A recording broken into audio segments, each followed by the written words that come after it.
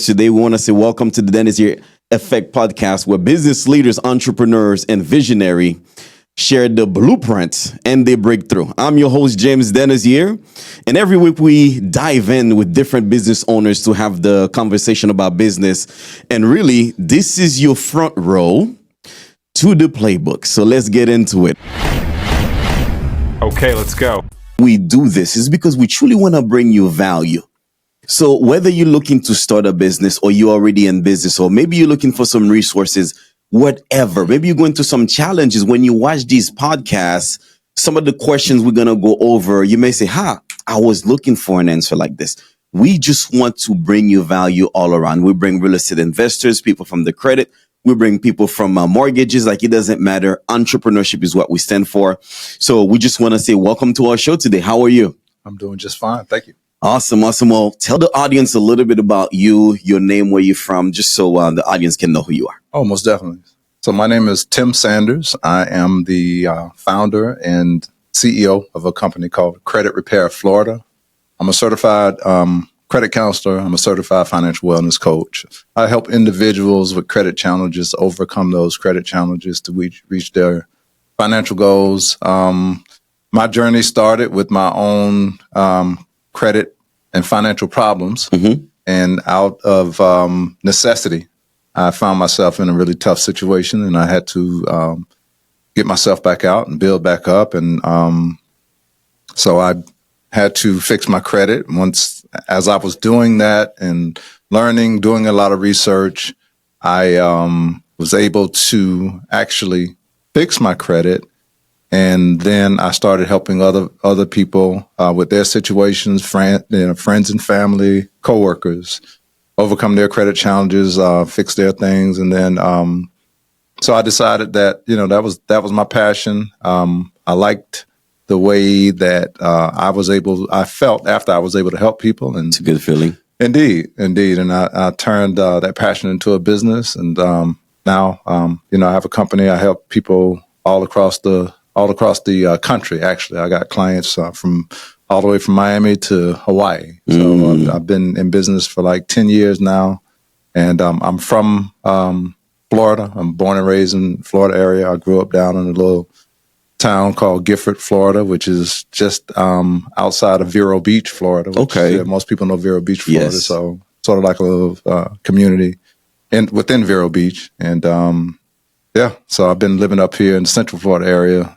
for decades. I won't get into how many, but I've been here for a while, and I appreciate you having me. Of course, man. Of course. And one of the things I think I told you first time we met, I said, listen here, it is so hard to find someone who's born and raised in Florida. No question. It's like we are a whole bunch, like in Florida, Indeed. If you meet 10 people, maybe one of them will be born and raised in Florida. For sure. So it's kind of unique. I know, we're like an endangered species, man. You know what I mean? Who was I interviewing? I think a couple of weeks ago, he said, did you know about 1,500 people a week move to Florida? I'm like, holy moly. It's like we are the state that, when you're thinking about in general, you know what? I want to go to Spain. I want to go to Paris. I want to go to wherever. Indeed. And everybody else in America, I want to go to Florida when I retire. I want to go to Florida. Exactly, man. They come here in droves on a daily basis. It's been that way for a while, and it's going to be that way for a while. So that's good. That's good. Yeah, but I love Florida, man. This is where, and I've been moved around a bit. I lived in Georgia, the Atlanta area for some years, and then out in California for a while. So, but Florida's my home, man. This is where my heart is. They say I love Florida. Home is where the heart is. So I told my wife, I said, the more I travel around the United States, the more I love Florida. Right. I really, really love Florida.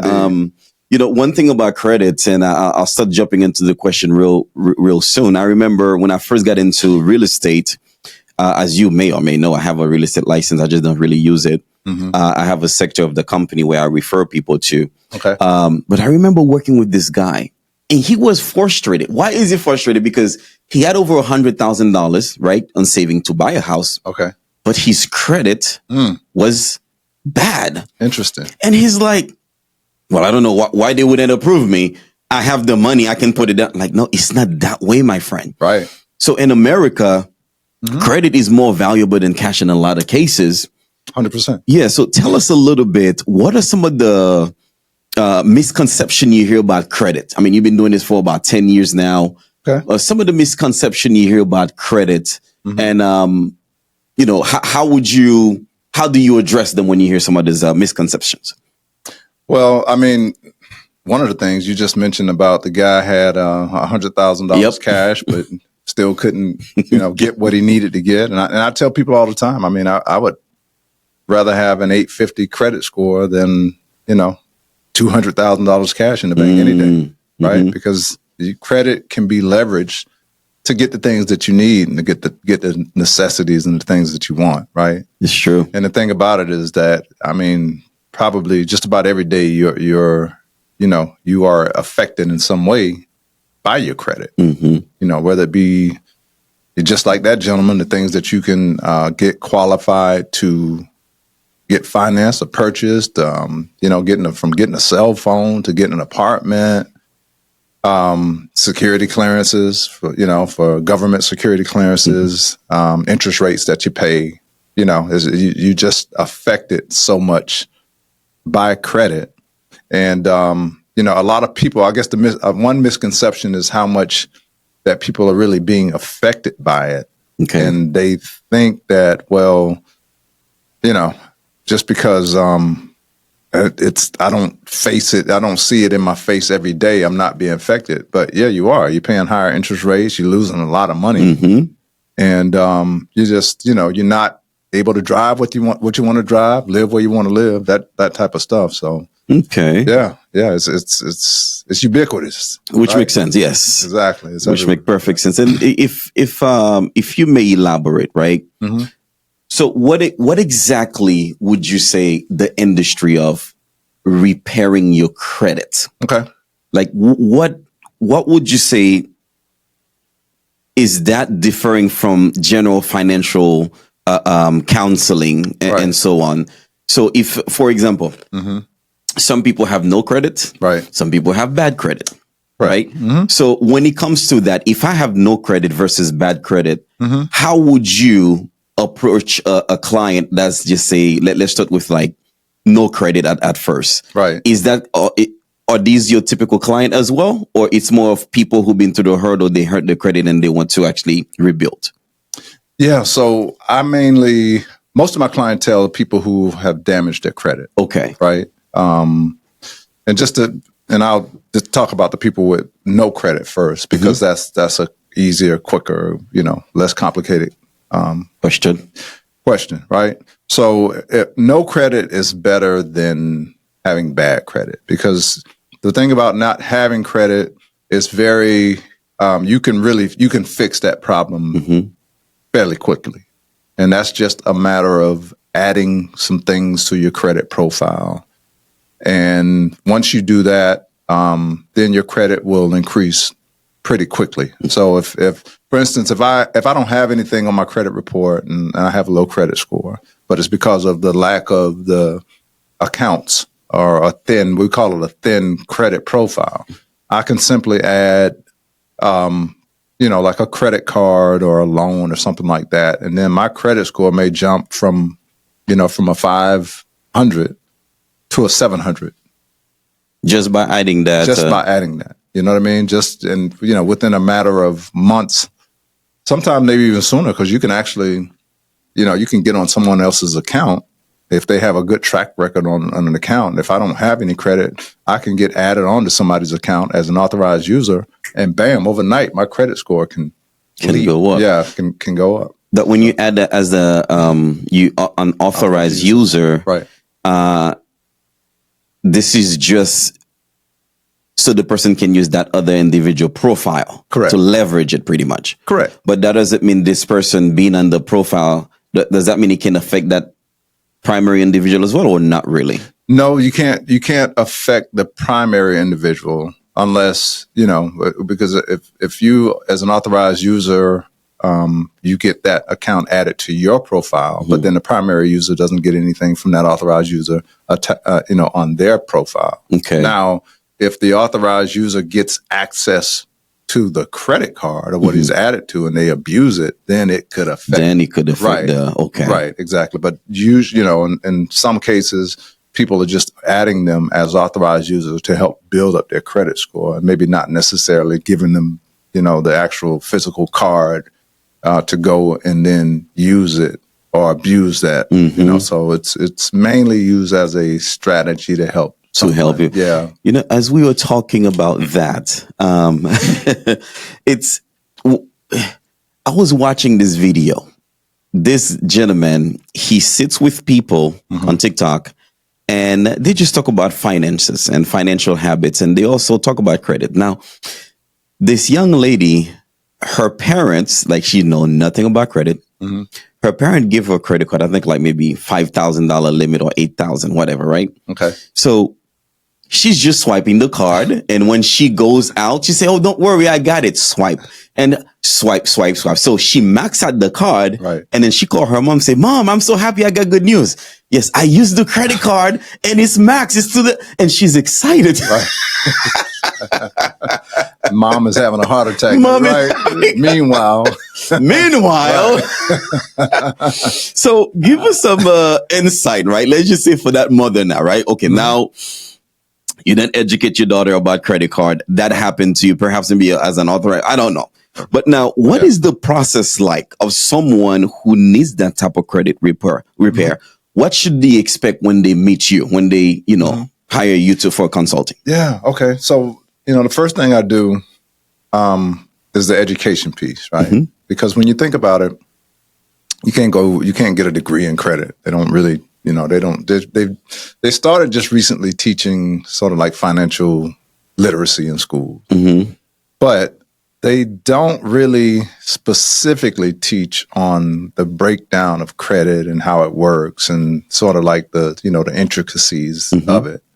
And a lot of time, and that's really that a lot of that information is really not to the general public. You really have to do your research. That's true. To really understand how it works, right? And so, but I always start with the education piece and, sort of like assess what their knowledge of credit is. Because sometimes I get some clients that are very savvy and they understand it. So now I know where to begin.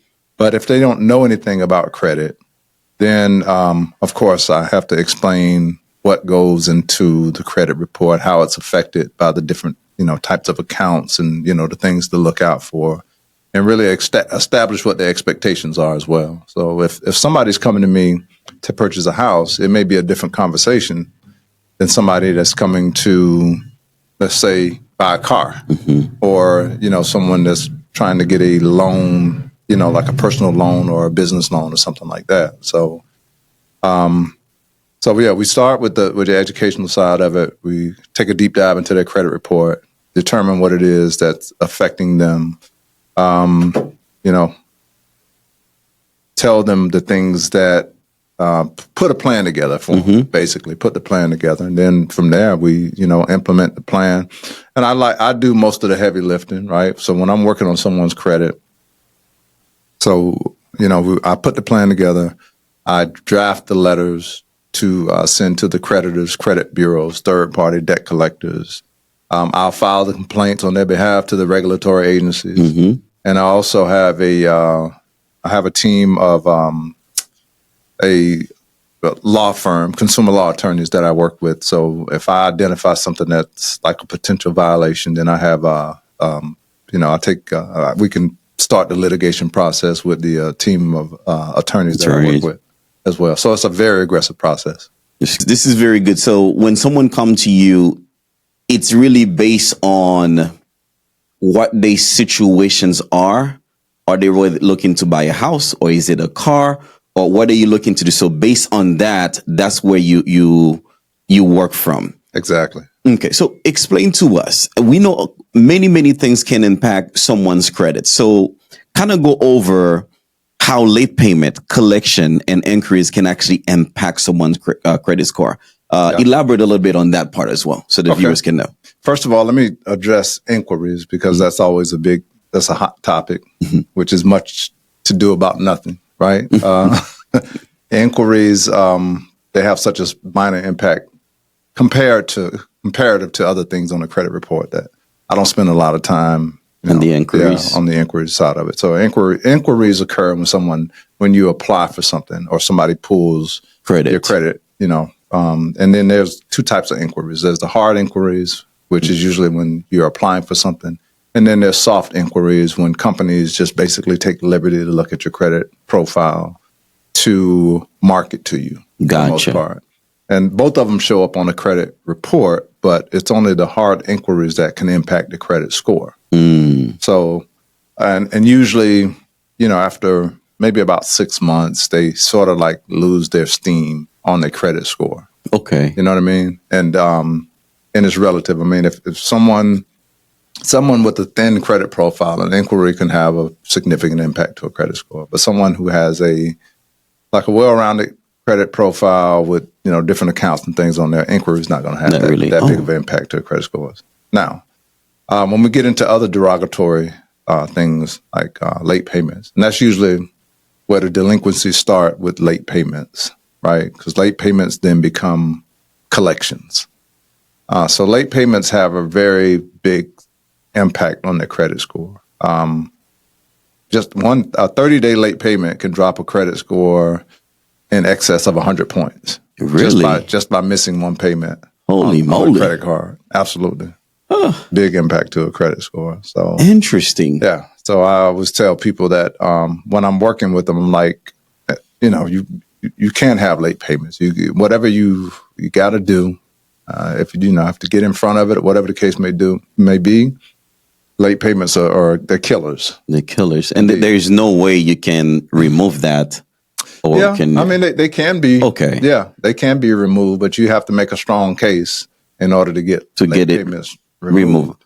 Now, a lot of times, if what I see a lot, some people may have an account that's, perfect payment history, but then they may be hit with like one late payment, which again will drastically impact the credit score. But getting rid of that could just be a simple phone call to the creditor saying, hey, listen, I had a bump in the road or a little bit of a hardship. I've only had one late payment. Can you, go ahead and just, grant me that courtesy this time to, remove. And a lot of times companies will look at the, payment history and say, yeah, okay, this is one. We'll give you this one.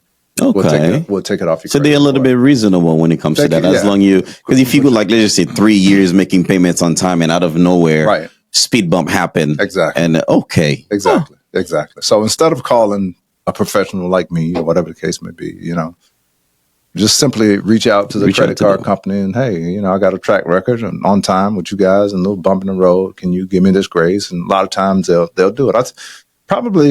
You probably got about 50-50 chance of them actually do it. And I see it happen, quite often. That's pretty cool. But if you have multiples, then you're going to be hard pressed to get those, removed. To actually get them removed. Exactly.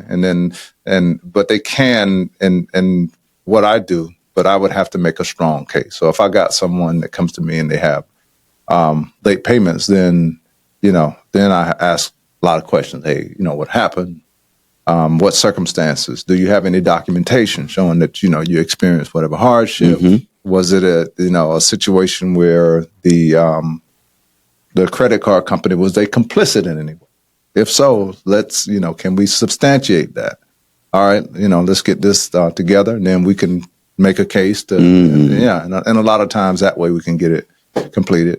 Or from a technical standpoint, if I challenge it and tell because the credit bureaus have a responsibility to investigate whenever there's a dispute. Gotcha. So if the credit bureau, if they, haven't done their due diligence on investigating that, then there's a possibility, and they have the 30 days in order to do it. Okay, we need you to investigate this. This is, I'm not recognizing this late payment. Please do your investigation. You got 30 days to do it.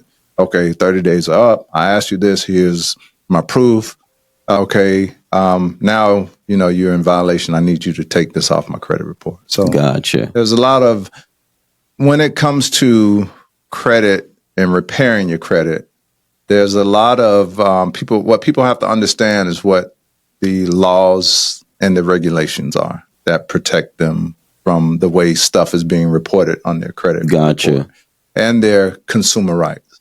Okay. So when people understand that, then they understand how to challenge information that's being put on their credit report. And that's the essence of, and at least in my case, that's the essence of the credit repair Gotcha. process. Yeah, okay, this could be your debt. However, are the laws and the regulations being adhered to on the reporting of this information? Gotcha. And when you dissect that file, you can actually tell if it has or if there is any violation or not. Yeah, I can in most cases. Okay. However, if I miss something, it is it's the what do you call it? The providers, right? It's their responsibility to validate and verify what's on the credit report, Gotcha. not the consumer. Gotcha. You know what I mean? It's so the question is, can you validate what you putting on my credit report? Gotcha. You know what I mean? And it has to be accurate, and you have a timeline in order to do that. As you're speaking, and I'm just going to ask you that as a follow-up question. Sure. I was talking to one of my clients, and she's a little bit older. Mm-hmm. She happened to finance a car. Like any mother, any father, you would be able to help a child out. And I'm sure you probably have these cases. Except you. Oh my God. But I'm sure you hear these cases. Except for you, right? You one of the 10%. That would it. Yeah. No. And she mentioned that she signed a car, blah yada yada yada. Right. And then payment fall back on and the car get repo. Right. Now I think it lasts maybe a year, almost 2 years before the car get repo. Now, this is something that's in her credit on her credit profile, right? How difficult is that? What is the process like for someone like this to have, I guess, is it even possible to get it off? Or how would that work on someone with that profile on their credit? What would be the solution for them? Well, repos coming off of a credit report are surprisingly not as difficult as one would think. Really? Exactly. The reason why, specifically when it comes to auto repos, first of all, it's just like any other collection. You challenge it. Okay, is this valid information? Is it correct? Is it accurate? Can you validate it in a certain amount of time? In addition to that, there are specific laws and protocols. For each state has a repo law that it lays out the repo protocol, the protocol that has to be followed when an automobile is repoed. There has to be, they have to have like a certain notices that they have to give the owner. They have to, they have to either auction or sell the vehicle, and it has to be for a reasonable amount. They can't just give it away. Gotcha. Right? And then once they sell the vehicle, then they have to give notices to the owner when they're selling it. Okay. Let me make sure I understand. Right. I get my car repoed. You the company that repo my car. Right. Okay, great. You take it wherever. Exactly. Now, when you're selling it, you need to give me a notice that you're selling the car. Absolutely. Do I have a say on that where I say, hey, no, do not sell it, or no? Well, you should have first right of refusal. If they're selling it, then you should be able to come and say, well, I want to negotiate and pay it off. Gotcha. Let me negotiate with you're selling it for 10,000. I got 9,500. Can we work out something for me to go ahead and got you. pay this? Quick question. that scenario, let's just say they're selling it for 10,000. Right. Hey, I have 9,500, but what if your loan amount was like 15,000? Do you still owe that to the? That's a good question. Yeah, but what happens is that, once you would still owe it, but then you would only owe the difference. The difference. Between, what they sell it for and the balance. And that's where a lot of the, that's where a lot of the finance companies abuse the process, right? Because they will sell it, but then because information on a credit report is considered an attempt to collect. You can't collect more than what you're actually owed. Gotcha. So if they sold a car, if it's a $15,000 balance, they sell it for $10,000. Now they can only collect. They have to adjust the credit report to where it's only the balance showing 5,000. Exactly, and anything outside of that could possibly be a violation, right? Because they can only attempt to collect on what's actually owed. So the 15,000 is not owed anymore. It's only 5,000. So it needs to reflect that on the credit report. And who would have to report that? The repo company? Correct. The finance company. The finance company. Right. And based on your experience, you see this is somewhere they violate that a lot. It's common for me to come across to where they haven't adjusted the amount on the credit report versus what's actually owed, the difference between what they sold and then, the balance of what was actually owed. Interesting. And that's that is like I said, that's a direct violation. So that should be a quick fix on a credit report because now you're getting it from 15 to only showing 5. Indeed. Now, do they have like a certain amount of days or months to report that so it can reflect the person? Correct. Usually, I think a reasonable amount of time is like about 30 days. Right, because 30 days it takes for usually companies have 30 days to update or to report to the credit bureaus. So it's usually a 30-day cadence that information is reported on the credit report. Okay, now let's just say hypothetically speaking, the person I just mentioned to you, say the car was repo for, the balance was $10,000. Let's just say she still go to her credit profile. And she still see the amount owes $10,000. Okay. But the car was repo like 2 or 3 years ago. Right. So meaning if she finds someone like you on her behalf, you can actually. For sure. Absolutely. Interesting. Yeah. And it's not just the balance now. We're going to challenge the process in which it was repoed and the collection process. And like I said, and does it all line up with not only the FCRA laws that regulate the information that's reported on the credit report, but does it line up with the process in which the FDCPA, which regulates how the collection process works, and also the UCC, which regulates how the automobile collection process works, and state statute, which spells out the protocol in which the collection process on a vehicle, on the repo. I'm sorry, the repo process. Yeah. So pretty much, it's not just, hey, I owe this, you get repo. No, so there are so many potential violations in that process alone. Oh, for sure. Yeah, exactly. So even if they, when they came to pick up the vehicle, even if that process wasn't followed, if they went in, if they went and opened someone's garage and went and got their vehicle out of it, then that could be something that could be, leveraged to actually get out of the debt or get the, let me ask you a question. I've been seeing some repo videos where they actually go in the person's driveway. Could that potentially be a violation, or that's like, hey, it's out in the open, we just grab it type of stuff? Right. Or you're not too sure? I'm not 100%. If it's sitting in the driveway and open like that, I'm not really sure, but I know that they got to get them their possessions. They have to give them their possessions from that vehicle. Oh, okay. You know what I'm saying? If you leave your phone or something of value, then you could. So they have to. Yeah. They have to get it. I don't know if you know, because you're not a repo guy, but maybe in your experience, you've seen that. So say a car is being repo and it has the person's cell phone in their bags and so on. So the truck can just pick it up and take it wherever, but the person have to find out where the car is, then go claim their stuff, right? Right. Or, okay. Yeah. I thought he was like, oh, you're in violation because you didn't tell me it was going to repo, and I have this in there. Exactly. Got you. Okay. Yeah. No, that's pretty interesting, man. I'm learning a lot from you today. As you can see, I'm learning a ton because credit here in America is very important. It is, extremely important.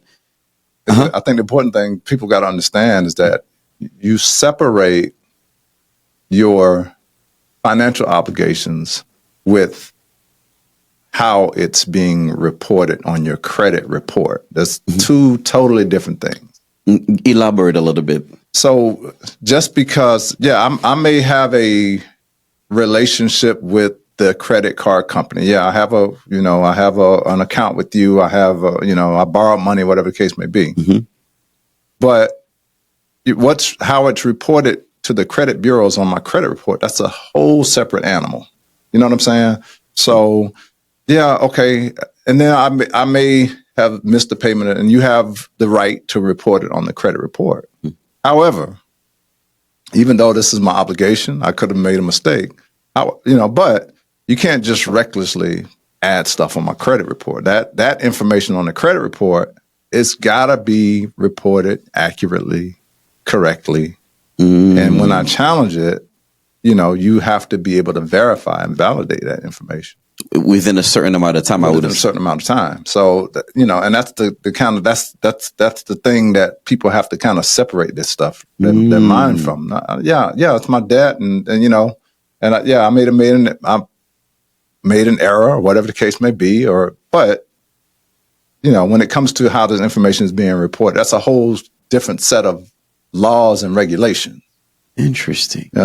You know what you kind of remind me of?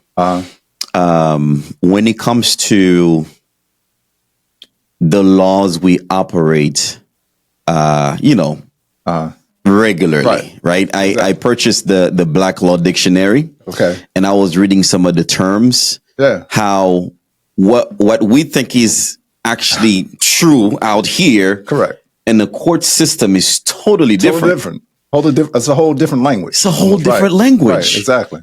Holy a whole different way moly. of thinking, right? Yes. That's why credit repair, from my approach to it, is separate than, like financing, financial literacy or whatever. It's a very specific, industry by itself, or situation. Yes. The way you handle your finances and things like that, I understand. But when it comes to credit and fixing things on your credit, that is a specific process. It's a specific process. Now, to do it. Some people are just, more fiscally conservative than other people, and their credit going to be fine. They probably don't have to worry about that. Yeah. You know what I mean? But for those who have made mistakes, which I had, then you got to understand that's, you have protections, you have rights, and, as a consumer, and, it's a different beast. Man, that is so clear. Like, as you could see, my eyes is just like this. Because when it comes to finance, right. I believe we as people in general, we should do a better job to really understand. Right. And of course, that's why you have professional in your field. Indeed. I'm a professional in the field as well, but I don't know that territory almost at all. Exactly. So you're definitely educating me here. It's like a doctor versus a dentist. Right? Gotcha. They're both doctors. Yes. But the dentist worked on this one specific area. You know what I mean? That's true. Exactly. And it's not, they're looked at differently than that's true. Than doctors, and right? You brought out a good point here. And that's in life in general. And Indeed. This is a business podcast. If you look at, I'm a big fan of PBD, Patrick Bet-David. Correct. He was talking about at certain point in business, you have to find a specialty. Absolutely. So you could be a financial guy, Indeed. But financial, which sector? Absolutely. Yeah. So kind of the same. Go ahead. The riches are in the niches. Yes. Right? Riches are in the niches. Because right now, if you're a general practice doctor, great. Yeah. But if you work in the heart, Indeed. now you specialize in the heart, or you specialize in the sector. But, and from a financial, if I would put on my financial hat now, Mm-hmm. right? When you, and that's the thing that I kind of, figured out, when you specialize in something and you become the expert, then people are going to trust you. Yes. Right. And then from there, as an entrepreneur, you can expand out From that. But you got to have something that you are the expert in. And yes. Right. That people can. I agree. Right. You remember I showed you the concept of the IBC, right? When we met. Yeah. And this is a specialty, the way it's designed, the way I explain it to Absolutely. you. And there are people with the license 20 years, 30 years that don't know this type of They don't know concept. it. So when you get to the specialty, then you can spread your wing from there. That's pretty cool, man. I'm learning a lot from you. So tell us. Touche, because you got me on that. On the IBC. Because I know you asked for, you got some great question, and you see all the questions that you have. Right. Not just I answer them, but a lot of them I show you as well. This is what it does. Absolutely. So when I meet with someone, and even if you go to the board right there in the conference room, you see the IBC presentation. Today alone, I did like 5. Okay. And it's a no-brainer. I just met with a husband and wife. We talk about the IBC. The husband have a business, and they also wanted to do it for their house as well. Okay. And the husband was like, yeah, this is good. We definitely got to process this and see. And the wife was like, what does he got to think about? You got to process, right? That's right. This is money we're already spending. Exactly. So I tell him the only disqualification is the reserve you need to have. Right. And also, if you're not in good health, the insurance part won't approve you. Of course. But by the time we get out of here, we already have a second appointment, so we can start the account for. So when you become when you pick up a specialty in your field, the competition went from this big to this big. Exactly. And then you can really flourish on what you do. Yeah. Right. One thing though, side note, Kenny mentioned earlier that if he closes his eyes, it's like I'm interviewing Obama. You do sound like Obama though. Now I'm picking it up like I'm talking to the president here. That's the first, man. I don't. When you're listening to it, you'll see. I think in your explanation, because the way you explain, you take your time and you pause in between to make sure you deliver clarity. Interesting. Okay. And I think that's Gotcha. You when you watch it, you'll see. But what are some of the advice you would give people, right? Those who have a sustainable credit score right now, right? What are some advice you would give them to sustain a good credit score?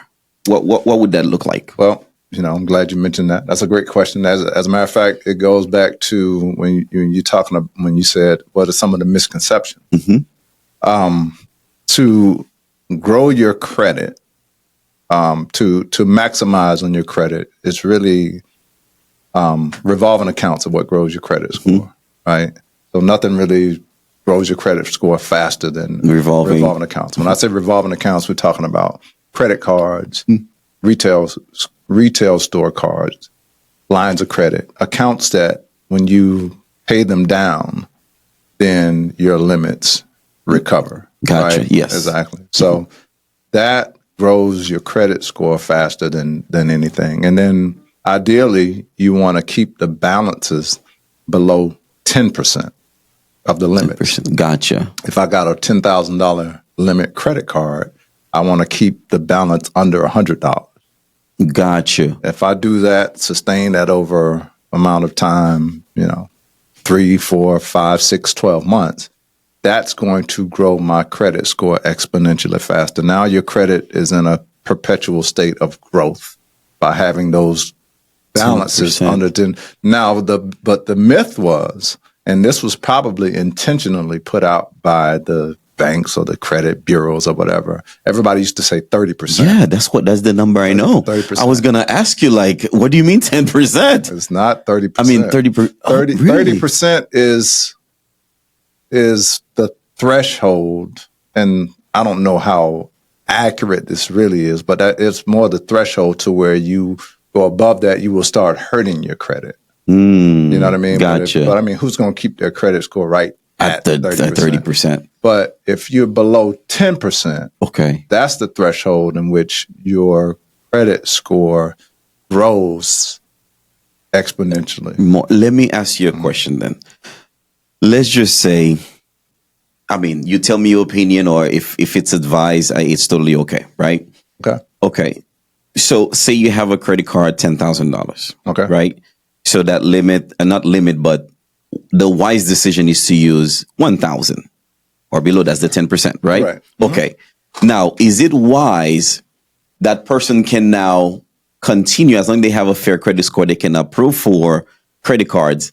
Let's just say now, is it wise to apply and now have like 5 credit cards? Now, let's just say the 5 credit cards have, now you have, okay, for easy number, $50,000. Then it's wise to do 1,000 here, 1,000 here, 1,000 here. So accumulate to 5,000, but keep a 10% balance across the board. Okay. Is Right. yeah. So the rule of thumb is, and now, you know, credit cards, revolving accounts, they have the biggest impact to your credit score. However,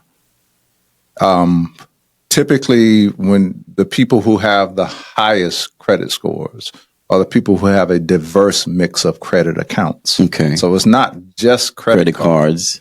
You want to have mainly credit cards, but then you want to mix in maybe like an auto loan, A mortgage, maybe. a mortgage, Okay. you know, personal loan or something like that. Gotcha. You know what I mean? Like a line of credit. So that's where, you know, that's really where you're going to have the highest maximizing your credit score. So you don't want just a ton of credit cards. Yeah. Get yourself a line Get of your credit. 3 or 4 credit cards pretty much is all you need. Okay. Right? You get 3 or 4 credit cards. Now, the higher the limits, the better. Right? Yes. I mean, a $50,000, you know, limit credit card, you know, better than having a $500. So the higher the limit, the better. But then you want a diverse mix of credit accounts. Of type of credit. Correct.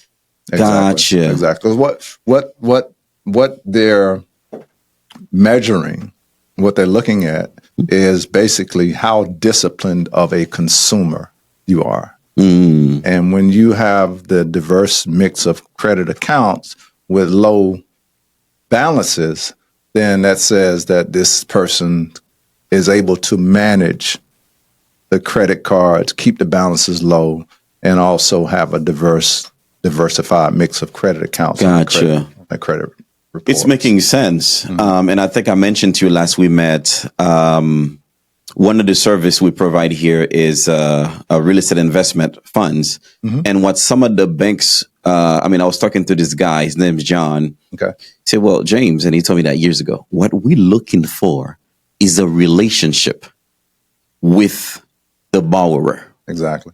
And based on how you use the money we give you, Right. then now when you're asking us again, instead of charging you 25%, now we can put it at 20, at 15, because you build that relationship Of and course. you show proof that you can manage the money, Exactly. the loan.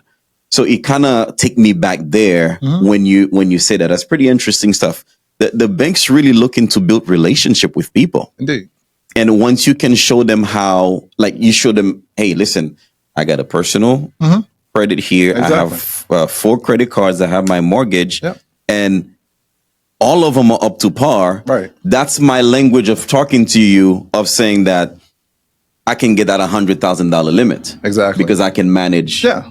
I've consistently managed these accounts over time. Yes. And now you can, you know, now I'm considered a low risk consumer. yes. It's the Gotcha. risk that they're measuring. They are managing the risk. Exactly. Because at the end of the day, even though through some certain things that business have, when they have a loss, they can report it. But if a business provides you $100,000 worth of credit, that's a big risk on their end as well. Oh, no question. You know, so Absolutely. you have to learn how to manage the risk. Yeah. We got to manage that risk. So real quick, share with us, with the audience, maybe a success story. I know you mentioned for you, but maybe a success story of someone who actually met you You help them fix their credit, and their life changed drastically from there. Can you just give us maybe one of your scenarios of your experience? Well, I have to go back, and I've been doing this this will be like my 10th year in business. And I have to go back to one of my first clients, actually. Gentleman who was a military veteran. He had just, gotten out of the Army for some years, and he had been wanting to buy a home to use his, VA benefits to purchase a home. And he had I specifically remember, it wasn't a repo, but there was I think he had purchased this vehicle, he paid it off, and then they had a balance on his credit report that they put as a collection. And so he came to me, and and it was hurting his credit score. He had a few other things on there, but that was the main thing that was hurting. That's pretty heavy. Right, exactly. And so I said, so I started helping him out, and I saw how it was reporting on his credit report. I knew it was a violation, but I hadn't established a relationship with the consumer law attorneys yet. Gotcha. And then I started seeking out, some consumer law attorneys, and I found a firm they were out in Arizona, actually, but they did, practice all across the country. Exactly. So now he had like some medical collections and stuff. I was able to, get those cleared up. But I intentionally left that. I didn't touch the auto collection because I knew that this was something that, could be litigated. And so I, did what I did my thing, cleaned up all the other stuff around it, and then I referred it out to the consumer law attorneys, and they went in, and sure enough, they said, yeah, this is definitely a violation. And then they went and they started the litigation process, and they, put a lawsuit against the auto finance company. And, and I turned them over to them. And so everything's fine. And then maybe about a year later, man, I'm driving down like 436 and maybe like 12 in the afternoon, and I get this phone call. Hey, Tim, man. You got to come see my house. I got my house. I was able to, get my house. And then not only that, I got a check from they settled with a check. So I got like a check for $5,000. You use that to help, with the down payment on the house. Wow. Put it in the house and everything. So yeah. That's pretty good. That's life-changing. No question. That's life-changing. No question. That was, and of course I've helped tons of people get, homes and buy businesses and that kind of stuff. But that was one of the first, and that one that kind of stands out to me, because not only were we able to get him into his house, but then he was able to, get some, money. Some money back. No doubt. I mean, listen, it could be $1. Right. Exactly. The dollar wasn't there. Indeed. Right. And forever. Question. And this is like when you get in business, regardless where you are, right. The goal is to serve. And Henry Bird is the gentleman's name, by the way. I know he loves when I drop. He loves. Okay. Mr. Congratulations, Henry. Again, like years ago, but that's pretty good. Yeah. So you're here to serve. So you serve that client in a way that I'm pretty sure you serve hundreds of clients throughout the year that you can pull out a testimony. But that was one of your first one. For sure. The foundation of business is to serve. Indeed. And Absolutely. When I hear those stories, right. I love them. I really love them. And as we coming through an end with this, and I really enjoyed the conversation. If you want to talk to the listeners and give them advice on how they can start improving their credit today, what would be the first thing you tell them? Well, 10%. 10%. 10%. Revolving credit accounts, get those balances down to 10%. Maintain them at that 10% over a period of time. And that's the fastest way really to grow your credit. Don't miss any payments. You don't want to have to come see. You don't want to have to come see me. I'd love your business, but to avoid that, just no payments, 10%, diversify your credit profile, and the last thing too is that use it. I mean, that's the thing. I mean, what's the point in running around with an 800 credit score if you're not True. leveraging it? True. Right? I agree. Right? Use it, but use it for something big. Use it for legacy building things. Yeah. Right? You know, legacy build, buy you some property. Yeah, leverage it, purchase assets. Purchase assets. And and Exactly. leave a legacy. Because at the end of the day, to me, that's just my personal opinion. That's how I operate. Indeed. I think 10 years after my death. There you go. It's weird. So I tell people, because of that mindset, people cannot hurt me. Your word cannot hurt me. Absolutely. Speed bumps cannot hurt me. I mean, Right. it doesn't matter, because in my head, I'm already living for 10 generations. Nice. That's what I'm preparing for. So phenomenal. that's pretty cool. You actually said that. But yeah, with that being said, now say someone see this episode, they say, "Hey man, I'm looking at my credit right now. I'm in a 400. I'm in a 500. Listen, I have like 7 missed payments." How do they get in touch with you? Oh, it's very simple. So my company is Credit Repair of Florida. So creditrepairoflorida.com is my website. You can go to the website and schedule a consultation. Consultations are free, or you can call me 407-734-FICO. Really? 407-734-3426. And it's FICO. That spells out FICO. That's pretty cool. My number is 47734 FICO. Indeed. Look at how I remember it. Right, exactly. Easy to remember. Easy to remember. Well, Tim, I just want to say thank you for coming over here and drop some great value. Absolutely. And I want to say that I hope this is not the last time we see you. And I look forward to doing this again. You stuck with me now, man. You ain't going nowhere now. Nowhere. Well, anyway, I hope you find this episode valuable. Once again, our goal is to bring you value, is to bring you resources that you can leverage for yourself, your family, and your business.